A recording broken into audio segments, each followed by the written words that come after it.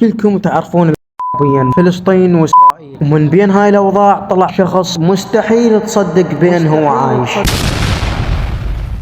معقولة صدام حسين عايش؟ شوف هذا الفيديو وخلنا نتأكد. بالفيديو شاهد ظهور صدام حسين حيا يرزق اليوم في فلسطين.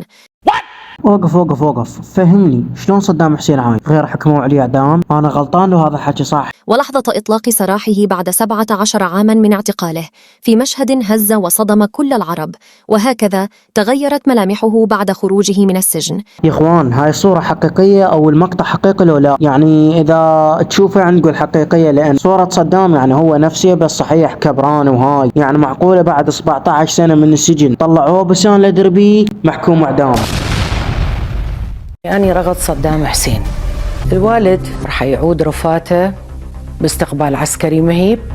الما يعرف هاي اسمها رغد وتصير بنت صدام حسين رئيس جمهورية العراق، ومثل ما سمعتوا قالت راح يعود الوالد باستقبال عسكري مهيب، يعني صدام حسين راح يعود وباستقبال عسكري مهيب سنة 2024. خليني راويكم بعد إثبات عن هذا الشيء.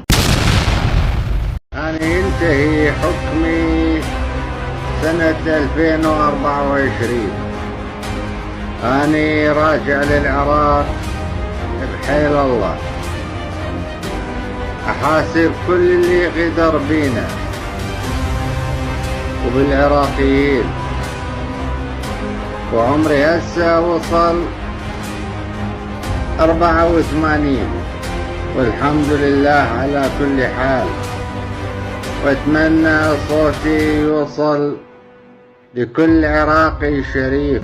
مثل ما سمعت راح ينتهي حكم السجن على صدام حسين سنة 2024. عمر صدام حاليا صار 84 سنة ما شاء الله. سؤال، شنو أكثر من هذا الإثبات تحتاجه عزيزي المشاهد حتى تصدق وتعرف بأن صدام حسين عايش؟ راويتك المقاطع، وإذا حاب تبحث باليوتيوب وتبحث على جوجل وعن معلومات وهاي سوالف فبراحتك ابحث وشوف عايش لو مو عايش.